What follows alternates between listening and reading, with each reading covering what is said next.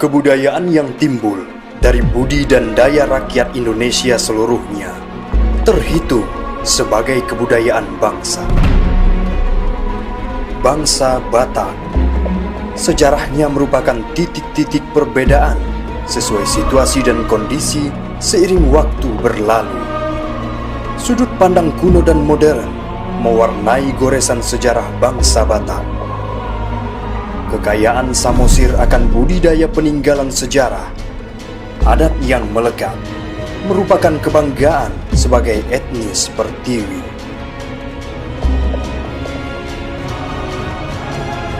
Harta Samosir.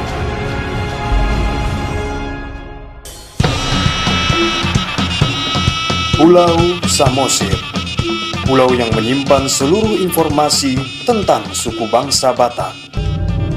Sebuah pulau vulkanik dengan ketinggian 1000 meter di tengah Danau Toba, Sumatera Utara. Disinilah sejarah suku bangsa Batak dapat digali. Sampai saat ini, sejarah bangsa Batak mempunyai dua cerita besar, kuno dan modern. Dalam sudut pandang kuno, masyarakat Batak percaya bahwa awal mula manusia merupakan Raja Ihat manusia yang diturunkan oleh Mulajadi Nabolon, sebutan masyarakat Batak waktu itu untuk Tuhan mereka. Garis sejarah ini diabadikan dalam sebuah tempat yang disebut Sopo Guru Tatea Bulan atau Rumah Guru Tatea Bulan. Tempat ini berisi patung-patung si Raja Batak dan keluarganya yang merupakan keturunan Raja Ihat manusia. Hingga saat ini, masyarakat Batak yang bermukim di Samosir masih percaya bahwa Sopo Guru Tatea Bulan yang berada di Pusuk Buhit merupakan tempat pertama orang Batak atau si Raja Batak berada. Bahkan, tempat itu disakralkan keberadaannya. Hal ini senada dengan yang disampaikan oleh Limbong, orang yang dipercayai untuk menjaga rumah Guru Tatea Bulan.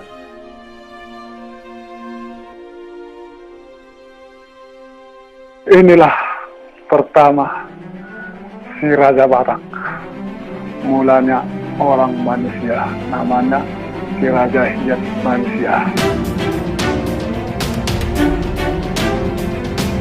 Inilah istrinya, Opung Boru, Tantan Debaba, yang diturunkan dari langit.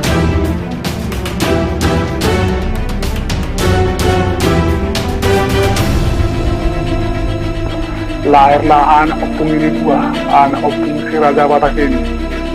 Inilah anak pertama.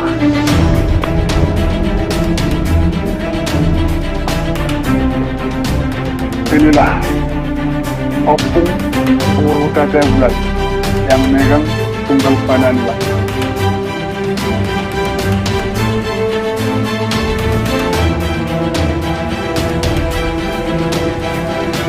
Inilah istrinya, Opung Boru si Batu Bulu.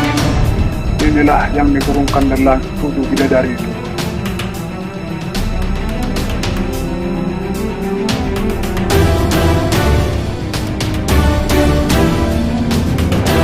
Inilah nomor 2, adiknya, Opung Raja di Sumbaon yang memegang buku lanak dari ambil kulit kayu.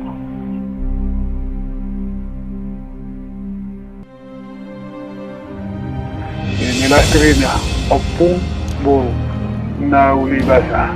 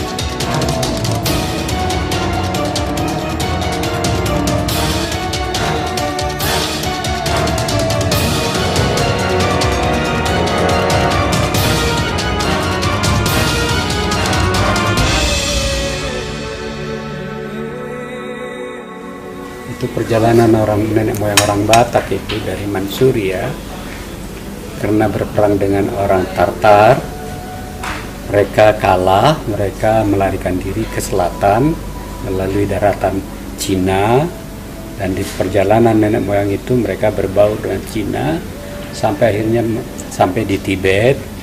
Lalu di Tibet nenek moyang orang Batak itu bermukim di pegunungan Tibet di sekitar danau yang mereka namakan Danau Toba Tartar.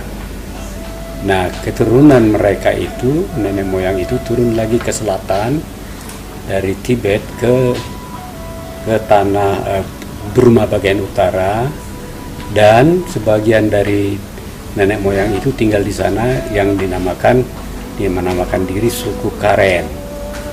Nah, dari situ nenek moyang kita itu turun lagi ke selatan, pergi ke tanah Thailand di bagian utara di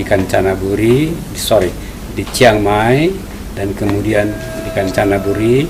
Dari situ ke arah timur nenek moyang itu sampai di Vietnam melalui Kamboja, dan dari situlah menyebar dengan perahu ke Taiwan dan ke Filipina dan ke tanah Toraja melalui Sulawesi Utara. Dalam penelitiannya, bangsa Batak merupakan keturunan suku Manchuria dari ras Mongolia yang hidup di daerah utara Tibet 7.000 tahun yang lalu. Bungaran Antonius Simanjuntak menambahkan, nenek moyang orang Batak sampai ke Toba melalui tanah Malaka dan mampir di tanah Denting Kerang. Setelah itu, menyeberang ke Sumatera hingga terdampar di Tanjung Balai. Dengan menyusuri Sungai Asahan, nenek moyang orang Batak naik ke atas pegunungan Toba dan bermukim di sana. Hal ini diperkirakan terjadi ribuan tahun yang lalu. Manusia saat ini tak akan bisa lepas dari sejarah leluhur mereka. Perjalanan sejarah nenek moyang akan diabadikan sebagai kebanggaan etnis. Peninggalan sejarah akan dilestarikan sebagai kekayaan bangsa. Kekayaan berupa peninggalan sejarah di Pulau Samosir merupakan wisata yang menarik. Salah satunya si Gale-Gale, patung menari dengan perawakan tinggi dan kurus yang merupakan ikon Pulau Samosir. Si Gale-Gale mempunyai kisah sejarah yang menarik. Si Manggale namanya, seorang anak tunggal kesayangan raja. Dengan perintah ayahnya, si Manggale menuju medan perang untuk mempertahankan tanahnya. Namun tak disangka, si Manggale yang merupakan anak kesayangan sang raja tewas dalam perang tersebut.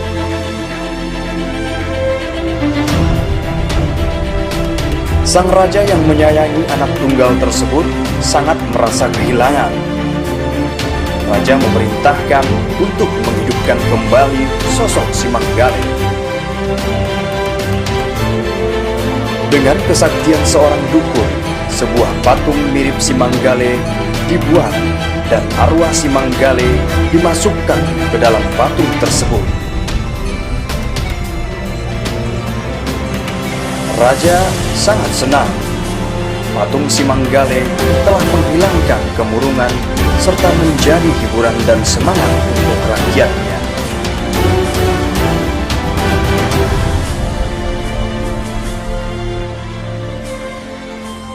Patung si Gale-Gale saat ini digunakan untuk menarik wisatawan. Patung si Gale-Gale yang menari-nari dengan digerakkan dalam dapat dinikmati tariannya dan kita temui di Tomo, Pulau Samosir. Selain si Gale-Gale, kita juga dapat menemukan makam Raja Sidabutar di Tomo. Raja Sidabutar merupakan salah satu raja yang pernah berkuasa di Tomo. Makam Raja Sidabutar berbentuk unik. Peti terbuat dari batu pahatan berupa sarkofagus. Bagian depan peti terdapat pahatan wajah Raja Sidabutar. Pahatan tampak menyambung dengan peti batu. Makam Raja Sidabutar hingga kini masih dijaga oleh suku Batak. Masyarakat di sekitar Tomok meyakini dengan berada di dekat makam raja, mereka masih merasa dekat dengan raja mereka. Mengenai makam Sidabutar, ada kepercayaan orang Batak bahwa orang tua itu bisa memberikan berkat atau rezeki kepada anak keturunan, kan begitu. Jadi supaya tetap dia hidup, maka diawetkanlah, dibikinlah suatu makam. Nah, makam ini terbuat dari batu besar, itu dikorek, sarkofagus. Jadi tetap itu ada, dan ada harapan atau ada anggapan orang Batak, selama manusianya ada atau tulang-tulangnya ada, maka dia tetap berusaha untuk mendampingi keturunannya. Maka ada usaha orang Batak untuk mengawetkan orang tua. Selain menghargai makam rajanya, suku Batak juga mensakralkan peninggalan raja. Salah satunya Batu Hobon. Batu Hobon kan tempat penyimpanan harta kekayaan raja. Sudah, raja ini kan mempunyai banyak harta, jadi itu disimpan dalam batu Hobon. Batu Hobon itu dari batu besar yang dilubangi, dan untuk menyimpan harta itu disimpan di batu Hobon itu. Batu Hobon merupakan batu berdiameter 1 meter dengan bagian bawah berongga. Di dalamnya, konon menurut cerita yang berkembang, merupakan batu tempat penyimpanan harta dan senjata si Raja Batak. Selain tempat penyimpanan harta raja, Batu Hobon juga merupakan tempat sakral yang mana dikuasai oleh Opung Tatea Bulan. Hari ini datang kami dari Medan, dari tempat pengerantauan untuk mengenang dan untuk memperkenalkan kepada keturunan kami. Di sini adalah tempat sakral Opung si Julu-Julu Tugu yang disebut Batu Hobon. Peninggalan sejarah yang dilestarikan menjadikan Pulau Samosir sebagai pulau wisata. Hal ini berdampak pada kehidupan masyarakat Samosir. Lapangan pekerjaan sebagai pedagang souvenir khas dan kuliner menjadi daya tarik para pengunjung. Namun, bercocok tanam dan nelayan merupakan pekerjaan utama masyarakat Batak di tanah Samosir. Masyarakat Batak memiliki falsafah, azas, sekaligus struktur dan sistem dalam kemasyarakatannya, dikenal dengan dalihan Natolu, yaitu Somba Marhula-hula, yakni hormat pada pihak keluarga ibu atau istri. Elek Marboru adalah ramah kepada saudara perempuan. Dan Manat Mardongan Tubuh adalah kompak dalam hubungan semarga.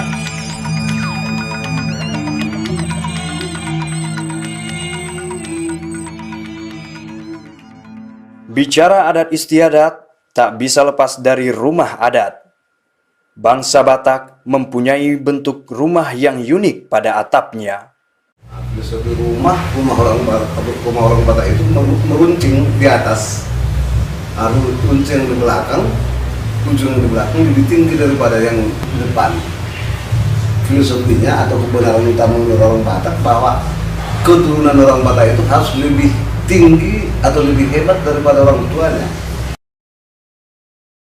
Selain itu, bendera bangsa Batak pun mempunyai filosofi sendiri, tak jauh beda pada sang saka merah putih. Satu gitu. 3 warna itu dikenal dengan bonang manan.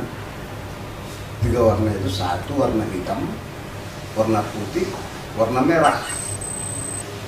Warna hitam menyerap segala pendapat. Warna merah tanda keberanian. Yang ketiga warna putih tanda kesucian orang Batak itu.